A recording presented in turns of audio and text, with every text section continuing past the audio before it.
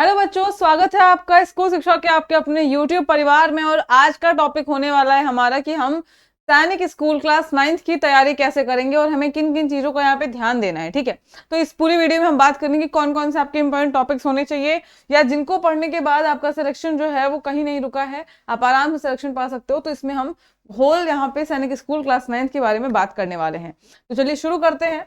सबसे पहले, अब आपने फॉर्म फिल कर दिया होगा। जिन भी बच्चों को सैनिक स्कूल की तैयारी करनी है, जिन भी बच्चों को एग्जाम देने वाले हैं, जो भी बच्चे, वो यहाँ पे फॉर्म को फिल कर दिए होंगे।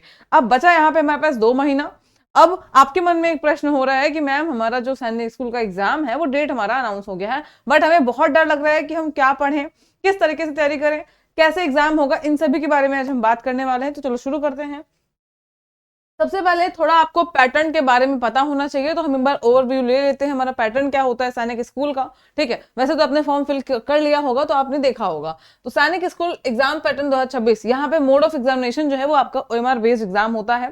ठीक है, आपको पेन पेपर मोड में आपका एग्जाम होगा, जहां पे आपको OMR फिल करना होगा और साथ में जो क्वेश्चन आता है वो MCQ टाइप क्वेश्चन आता है। ठीक, अब इसके बाद में टाइप ऑफ क्वेश्चन यहाँ पे हमने बात कर लिया। नेगेटिव मार्किंग यहाँ पे नहीं होती है। ठीक है, कोई नेगेटिव मार्किंग नहीं होती है। एग्जाम का जो मीडियम है वो सिर्फ इंग्लिश होता है, इसको आपको ध्यान देना है।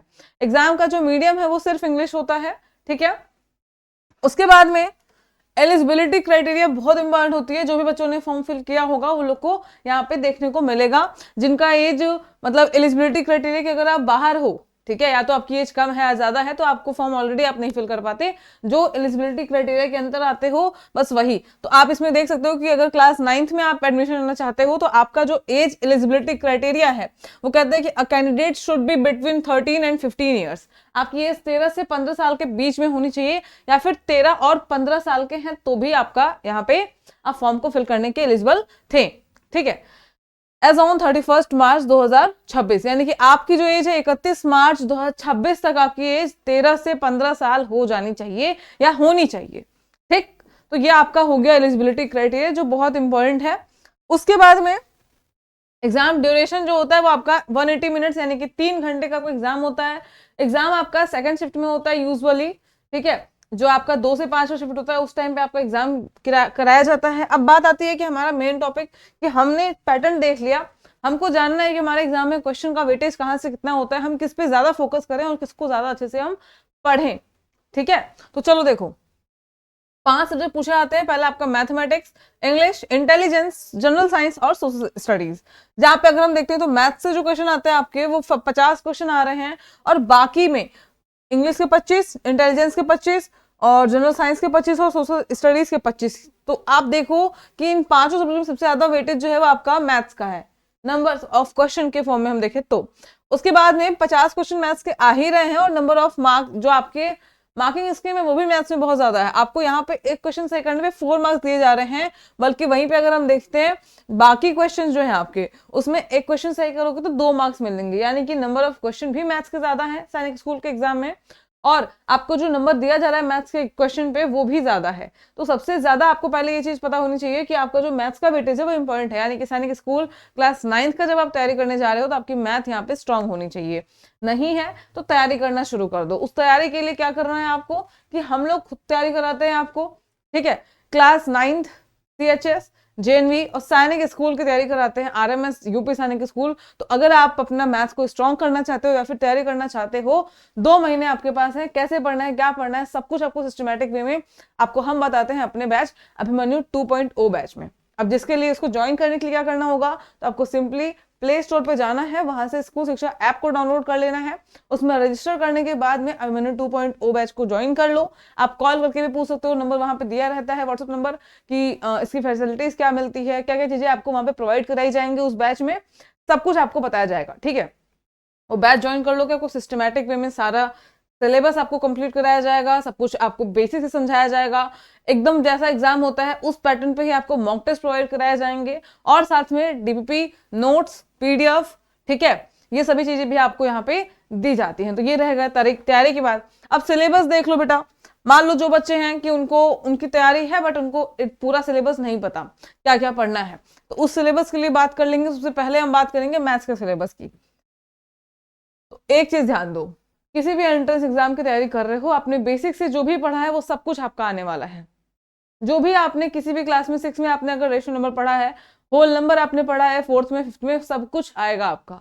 एक चैप्टर आएगा पहला ही आपका नंबर सिस्टम, जहां से आपका रोमन नंबर्स भी आते हैं, रोमन न्यूमरल्स आते हैं, होल नंबर क्या होता है, और उसके बाद में आपका फ्रैक्शन, डेसिमल, ठीक है, और प्राइम नंबर क्या होता है, कंपोजिट नंबर होता है, ये सभी चीजें आपसे पूछी जाएंगी, इससे रिलेटेड क्वेश्चन पूछे जाएंगे, ठीक है, रोमन न्यूमरल्स आपसे पूछे जाएंगे। देन उसके बाद में rational numbers, linear equation in one variable, उसके बाद understanding quadrilaterals, triangle and its properties, angle, ठीक है, उसके बाद में Pythagoras theorem, square and square root, cube and cube root, profit and loss. ये इस तरीके से आपके कुछ और भी सिलेबस हो गए, इसको आप आराम से स्क्रीनशॉट निकाल सकते हो, ठीक है, और अपना स्क्रीनशॉट निकाल करके इसका प्रिंट आउट निकलवा के अपने पास अपने स्टडी टेबल के डेस्क पे रख लो, और बारी बारी से ऐसे टॉपिक वाइज अपने सिलेबस को कंप्लीट करो, ठीक। 50 क्वेश्चन आते हैं टॉपिक आपके यहाँ पे, अगर एक टॉपिक से 2 क्वेश्चन भी देगा तो भी आपको कम पड़ जाएंगे, तो आपको पूरे ही कुछ स्किप करने की गलती मत करना कि हम किसी चैप्टर को स्किप कर देते हैं, नहीं आएगा, सारा ही चैप्टर अपने आप में बहुत इंपॉर्टेंट है, ठीक है। उसके बाद में 2D 3D शेप्स, उसके बाद mensuration, area perimeter, volume and surface area, exponent power, factorisation, ठीक है, bar graph, line graph, statistics, ये सभी चीजें आपकी यहाँ पे पूछी जा रही है। ये रहा आपका टोटल मैथ्स का सिलेबस, ठीक है। इंटेलिजेंस की बात करेंगे तो यहाँ पे आपका एनालॉजीज, अब देखो वर्ब, अगर हम रीजनिंग की बात करते हैं, इंटेलिजेंस में आपका रीजनिंग ही आता है, वर्बल रीजनिंग और नॉन वर्बल रीजनिंग दोनों ही आपका आता है यहाँ पे, मतलब कि आपको फिगर वाले जो रीजनिंग क्वेश्चन आते हैं वो भी आपको पूछेगा, पेपर कटिंग हो गया, फोल्डिंग हो गया, मिरर इमेज हो गया, वाटर इमेज हो गया, ठीक है।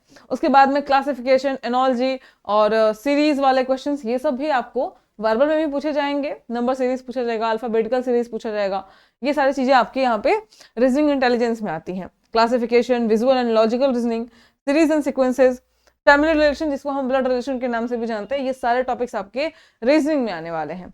अगर आगे हम बात करते हैं इंग्लिश सिलेबस की, जो ये रहा spotting errors, comprehension passage, antonym, synonym, preposition, article, तो यहाँ पे इंग्लिश में आपका कॉम्प्रिहेंशन पैसेज भी आता है, जिसके लिए प्रैक्टिस करने के लिए आपको डेली एक कॉम्प्रिहेंशन जो है अगर आप प्रैक्टिस में लाते हो तो बहुत अच्छा आपका रहेगा, आपकी स्पीड बढ़ेगी, आंसर को फाइंड करने की जो आपकी कैपेबिलिटी है वो बढ़ेगी। तो इस तरीके से आप कॉम्प्रिहेंशन का यहाँ पे प्रैक्टिस करके ही उसको अच्छा कर सकते हो, ठीक है।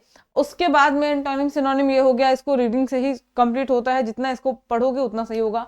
इसके लिए यूट्यूब पे भी आपको फ्री में रीडिंग एंटोनिम और सिनोनिम का जो क्लास है वो आपको प्रोवाइड कराया गया है। प्रतीक सर पढ़ाते हैं इंग्लिश, उन्होंने 2-3 मैराथन ले रखी है जो प्रीवियस हैं, ठीक है। अभी रिसेंट में आपका रक्षाबंधन के समय उन्होंने एक मैराथन ली थी जो आप कर सकते हो, जहां पे उन्होंने वोकैबुलरी वाले पोर्शन पे ही ध्यान दिया है, जहां पे एंटोनिम, सिनोनिम, इन सभी चीजों को पढ़ाया है। तो अगर आप फ्री में यूट्यूब पे करना चाहते हो तो यूट्यूब पे वो क्लासेस ऑलरेडी अवेलेबल हैं। ऐसे ही मैथ्स के लिए भी आपकी मनीष सर पढ़ाते हैं, वो आपको बताते हैं, टॉपिक वाइज क्वेश्चन आते हैं, PYQs उन्होंने कराया है, आप उसको देख सकते हो, ठीक है। नरेशन, कंफ्यूजिंग वर्ड, ये आपके सिलेबस रहा, इसको आप देख लीजिएगा, ठीक है। कुछ और जैसे कि noun, pronoun, phrases and clauses, उसके बाद इडियम्स एंड फ्रेजेस, ठीक है।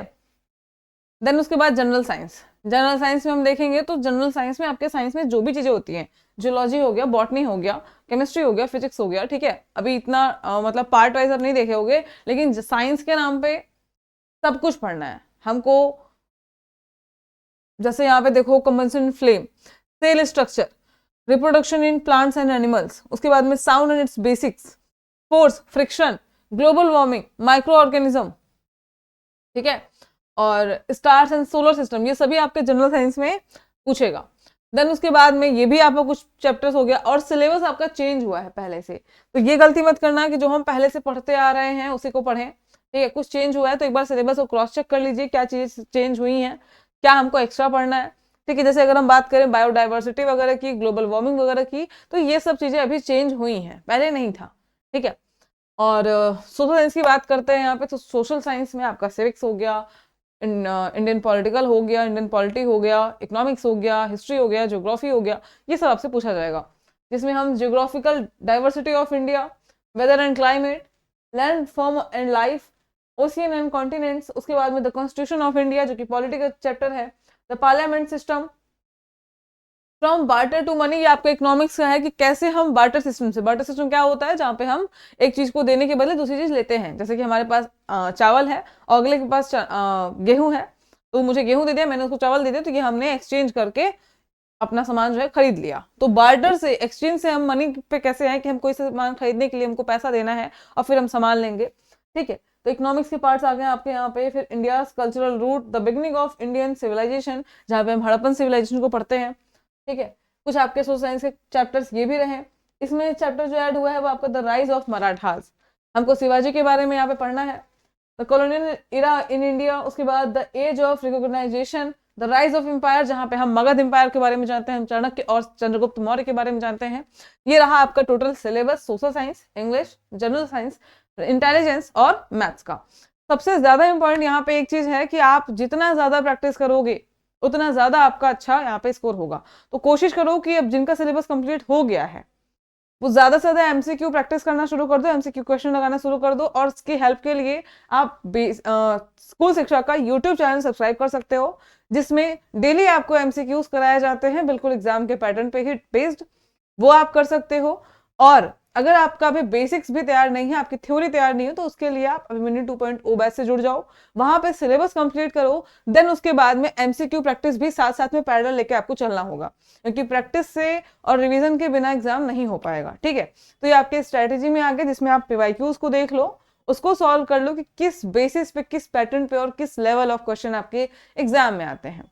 ठीक है, उसके बेसिस पे आप उसी पैटर्न पे क्वेश्चन प्रैक्टिस करो, रिवाइज करो। ठीक है, कम से कम 3-4 बार। और जो टॉपिक आपका गलत हो रहा है, जो आपका वीक पोर्शन है, उस पर फोकस करो। लास्ट टाइम पे आप मॉक टेस्ट करो आपके एग्जाम के पहले, यानी कि आपका अगर 18 जनवरी को एग्जाम है सैनिक स्कूल का, तो आपको जनवरी से अपना मॉक टेस्ट लगाना शुरू कर देना है, टाइम बाउंडेशन के साथ में, कि अगर आपका एग्जाम 3 घंटे का हो रहा है तो उस 3 घंटे में आप कितने क्वेश्चन अटेम्प्ट कर पा रहे हो। ठीक है, तो